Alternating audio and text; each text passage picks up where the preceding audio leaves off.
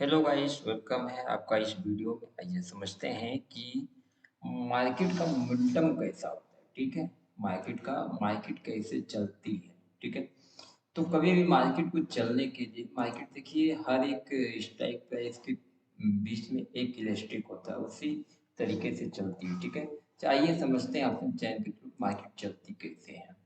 तो यदि market opening हुई है, मान लीजिए कहाँ पर 21,787 के आसपास। ठीक है, यानी 21,750 और 21,800 के बीच में ओपनिंग हुई है। तो मार्केट यहाँ से सपोर्ट लेगी और सपोर्ट से फिर धीरे धीरे अपने रेजिस्टेंस की तरफ बढ़ने की कोशिश करेगी। तो आप ऑप्शन चैन में देख पा रहे हैं 21,800 का सपोर्ट दिखाई दे रहा है। तो इस सपोर्ट से मार्केट धीरे धीरे ये जो है नीचे की तरफ जाती है। उसके बाद वहां से एक्सटेंशन से फिर रिवर्स होती है। उसके बाद धीरे धीरे रेजिस्टेंस पर जाने की कोशिश करने लगती है। रेजिस्टेंस की बात करें तो रेजिस्टेंस जो है हमको 22,000 की स्ट्राइक प्राइस पर दिख रहा है। तो 22,000 की स्ट्राइक प्राइस वाला जो ट्रेड लाइन है थोड़ा सा बड़ा कर देते हैं। यानी रेजिस्टेंस हमको 22,000 की स्ट्राइक प्राइस पर दिख रहा है, यहाँ पर दिखाई दे रहा है। ठीक है, और सपोर्ट की बात करें तो सपोर्ट जो है हमको 21,800 की स्ट्राइक प्राइस पर दिख रही है, यानी यहाँ पर कहीं दिख रही है। लेकिन हम जो है सपोर्ट और रेजिस्टेंस से ट्रेड न लेकर के उसकी एक्सटेंशन से लेते हैं। क्यों? क्योंकि एक्सटेंशन ऐसा एक्सटेंशन होता है जहां से मार्केट जो है एसेल खाती है, उसके बाद रिवर्स होकर के ऊपर की साइड जाने लगती है। ठीक है, तो चलिए उसके लिए भी हम एक ट्रेड लाइन ले लेते हैं और पहले सपोर्ट रेजिस्टेंस को मेजर कर लेते हैं। देखिए यहाँ पर सपोर्ट इसका है और रेजिस्टेंस की बात करें तो 22,000 की स्ट्राइक प्राइस पर दिख रहा है। तो 22,000 की स्ट्राइक प्राइस पर भी हम एक लाइन खींच देते हैं ताकि हमको पता रहे कि यहाँ पर रेजिस्टेंस है, और इसको कर देते हैं blue।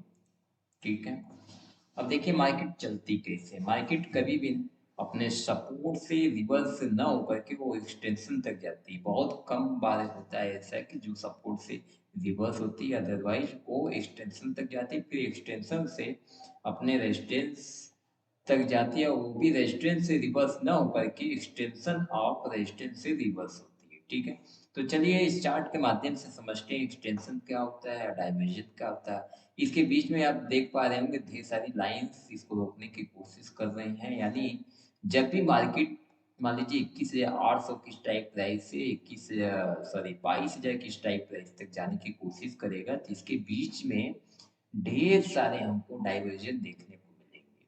जैसे 21,850, 21,900, 21,950, ये हमको तीन डाइवर्जन देखने को मिले जो कि रोकने का प्रयास करेंगे, मार्केट को ऊपर जाने नहीं देंगे। अब इस डाइवर्जन पर कितना बायर सेलर हैं उसके हिसाब से मार्केट ऊपर जाती है। यदि यहाँ पर किसी भी स्ट्राइक प्राइस पर बायर अधिक हैं तो मार्केट ऊपर चली जाएगी। यदि सेलर वहां पर हावी हो गए तो ऐसे केस में मार्केट फिर वहां से रिवर्स होकर के फिर एक स्ट्राइक प्राइस नीचे आएगी। फिर यहाँ से बायर एक्टिव होंगे, फिर उसके बाद वो 22,850 के ऊपर जाने की कोशिश करेगी। ठीक है, फिर यहाँ पर सेलर कमजोर होंगे तो फिर इस स्ट्राइक प्राइस तक पहुंचेगी 21,900 की स्ट्राइक प्राइस पर। तो इस तरीके से मार्केट चलती। चलिए हम चार्ट के माध्यम से समझने की कोशिश करते हैं मार्केट चलती कैसे है।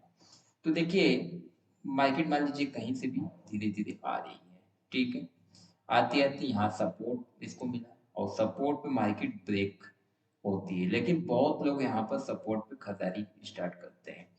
तो मार्केट जो है खरीदारी जैसे ही यहाँ पर होती है थोड़ा सा ब्रेक लेती है, उसके बाद एक्सटेंशन तक जाती है। ठीक है, एक्सटेंशन से फिर धीरे धीरे रिवर्स होती है जहाँ पर एसएल सबका हिट होता है। एसएल हिट करने के बाद अगेन अपने रेजिस्टेंस की तरफ बढ़ने लगती है, यानी रेजिस्टेंस इसका यहाँ पर है। तो रेजिस्टेंस की तरफ बढ़ने की कोशिश करने लगती है, फिर बीच में उसको डाइवर्जेंस मिलने लगते हैं। तो यदि डाइवर्जन पर सेलर जाता है तो फिर वो थोड़ा सा मार्केट को नीचे लेकर के आते हैं। तो फिर मार्केट वहां से हॉबी होती है, फिर बायर यहाँ पर एक्टिव होते हैं, फिर मार्केट धीरे धीरे ऊपर की साइड जाने की कोशिश करने लगती है। ठीक है, फिर ऐसे ऐसे मार्केट फिर इसको एक डाइवर्जन मिलता है। फिर यहाँ पर यदि सेलर ज्यादा एक्टिव हुए फिर मार्केट अपने इंड ऑफ डाइवर्जन की तरफ आती है। यानी ये इसका इंड ऑफ डाइवर्जन यानी सपोर्ट का काम करेगा जो डाइवर्जन रेजिस्टेंस का काम कर रहा था। ठीक है, तो फिर यहाँ पर बायर्स एक्टिव होते हैं, फिर मार्केट ऊपर की साइड जाने की कोशिश करने लगती है, फिर अपने अगले डाइवर्जन तक बढ़ती, फिर यहाँ पर सेलर हॉबी होते हैं और उनको नीचे की तरफ पुट की साइड लेकर के आते हैं अपने एंड ऑफ डाइवर्जन तक। यानी इसको बीच बीच में रेजिस्टेंस तक जाने के लिए जितने डाइवर्जन मिलते हैं वो डाइवर्जन रोकने का प्रयास करने लगते हैं। अब रीजन से हो सकता है कि उस डाइवर्जन पर कितने सेलर हावी हैं। यदि सेलर्स ज्यादा नहीं रहेंगे तो बीच से ही लौट सकती है, ठीक है। यदि सेलर्स ज्यादा हावी हैं तो अपने एंड ऑफ डाइवर्जन तक जाएगी और यहाँ से बायर एक्टिव हो जाएंगे और फिर यहाँ से ऊपर जाने की कोशिश करेगी। तो इस हिसाब से इस केस से इस कंडीशन इस सिचुएशन के हिसाब से मार्केट चलती है।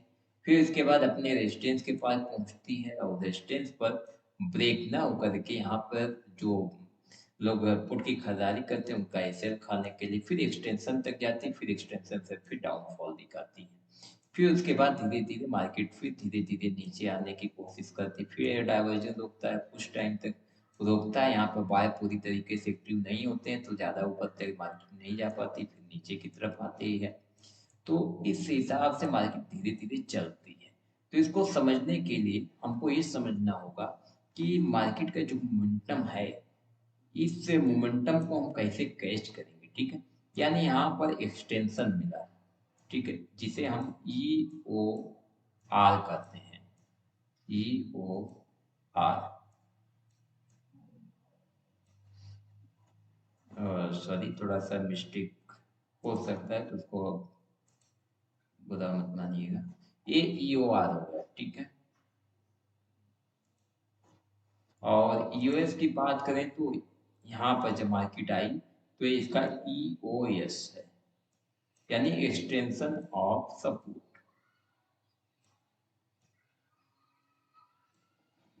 आप हमारी एनालिसिस की वीडियो अगर देखते होंगे तो आपको हमेशा डाउट रहता होगा कि ये ई ओ आर यू एस क्या है, ठीक है। तो यही है यूएस, यानी एक्सटेंशन पर जहां पर एसएल सबका हिट करती है, एसएल हिट करने के बाद मार्केट फिर अगेन ऊपर ही जाती है और लोग सोचते हैं भैया यहाँ पर एसएल कैसे हो गया, हम तो सपोर्ट पे बाइंग किए थे फिर भी एसएल हो गया। और फिर मार्केट वो अगेन ऊपर की तरफ जा रही है तो फिर इसको डाइवर्जन मिलता है, फिर डाइवर्जन मिलता है, फिर एक जो डाइवर्जन होता है इंड हो जाता है, यानी ईओडी हो जाता है, इंड ऑफ डाइवर्जन हो जाता है। यहाँ पर फिर वायर एक्टिव होते हैं, फिर ऊपर की तरफ लेके जाते हैं, फिर इसको डाइवर्जन मिलता है, फिर रेजिस्टेंस मिलता है, ठीक है। यहाँ पर और मार्केट यहाँ पर न रुक करके फिर ऊपर तक जाती है। तो इस हिसाब से इस केस में मार्केट धीरे धीरे तक चलती रहती है। फिर ये देखिए यूएस हो जाता है, इंड ऑफ सॉरी यूएस नहीं, सॉरी ये है आपका इंड ऑफ डाइवर्जन यानी ईओटी।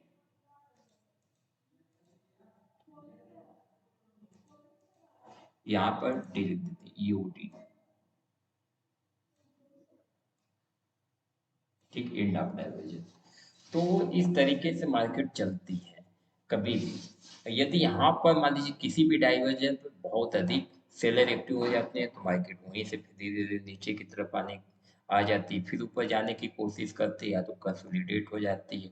तो इस तरीके से मार्केट चलती है जो कि हम ऑप्शन चैन के थ्रू बेहद ही आसानी से देख सकते हैं। चलिए अब एक चार्ट ले लेते हैं, चार्ट में समझने की कोशिश करते हैं उस चार्ट में कैसा दिखाई दे रहा है।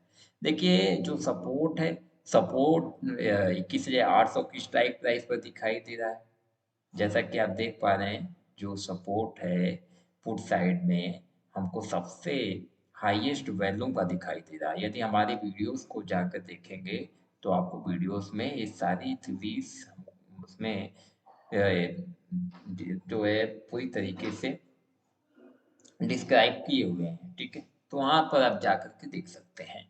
तो ये सपोर्ट मिला और सपोर्ट की जो एक्सटेंशन की वैल्यू आ रही है 21,759.60 के आसपास, ठीक है। तो 21,759.60 के आसपास यहाँ पर एक लाइन खींच देते हैं, 21,59.60। उस समय कुछ और वैल्यू आ रही थी,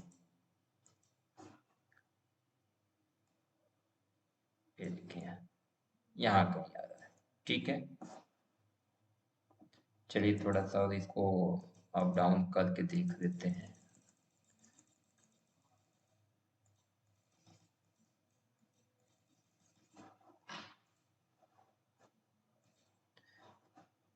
मार्केट यहाँ पर आती है मॉर्निंग में, ठीक है, और यहाँ से धीरे धीरे लौट जाती है, अपने एक्सटेंशन तक आने की कोशिश करती है, लेकिन उसके 10-5 पॉइंट पहले से ही लौट जाती है। 10 बजे चलते हैं और 10 बजे से देखने का प्रयास करेंगे।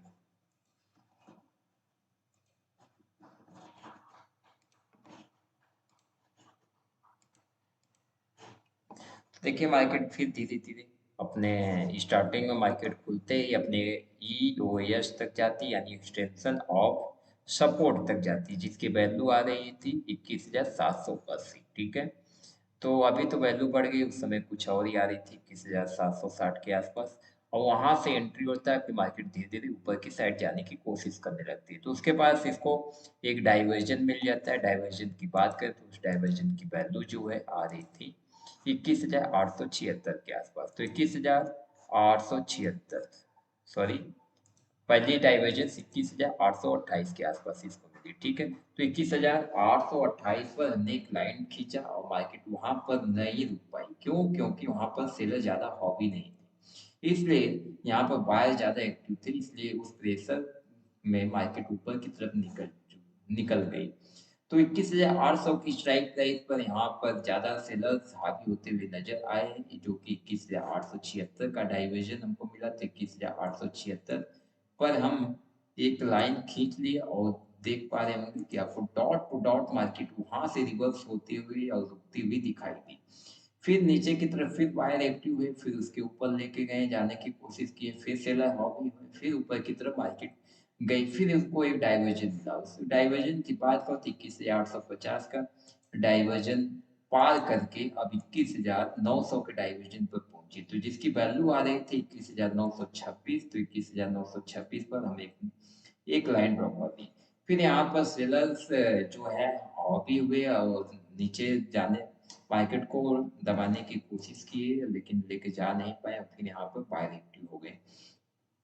तो इस बायर जो है बायर एक्टिव होकर के फिर मार्केट को ऊपर लेकर के जाते हैं किसी दिन 950 के डाइवर्जन तक, ठीक है। 21,950 के डाइवर्जन की बात करें तो जिसकी वैल्यू आ रही है 21,975।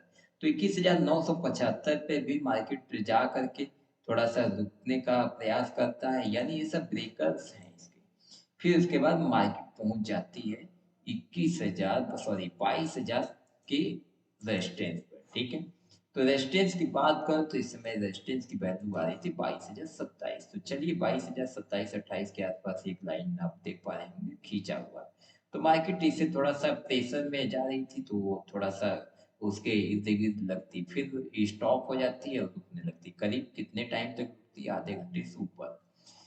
और उसके बाद मार्केट यहाँ से इसका जो रेजिस्टेंस है, रेजिस्टेंस से चेंज हो जाता है, यानी रेजिस्टेंस करीब 2, ढाई, 3, ठीक है।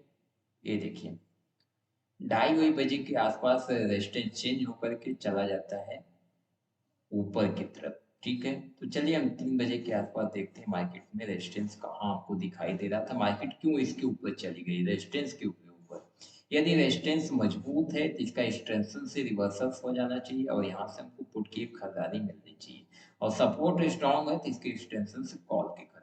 हालांकि कॉल की बाय करने, कॉल की खरीदारी यदि हम 10 पॉइंट पहले से ले लिए होंगे तो यहाँ तक टारगेट हमारा अचीव होता हुआ नजर आए, या तो डाइवर्जन तक भी बुक कर सकते थे। लेकिन इस डाइवर्जन का ख्याल रखना होता है कि यहाँ पर सेलर ज्यादा हावी हुए हैं तो नीचे की तरफ ला सकते हैं, फिर अपने सपोर्ट तक।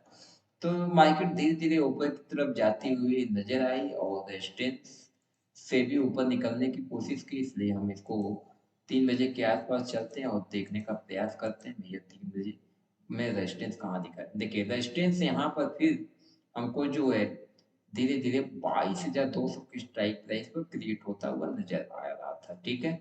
तो ऐसे केस में मार्केट फिर अगेन ऊपर की तरफ पुलिस प्रेशर क्रिएट था ही और ऊपर चली जाती है, उसको ढेर सारे डाइवर्जन मिलते हैं फिर से।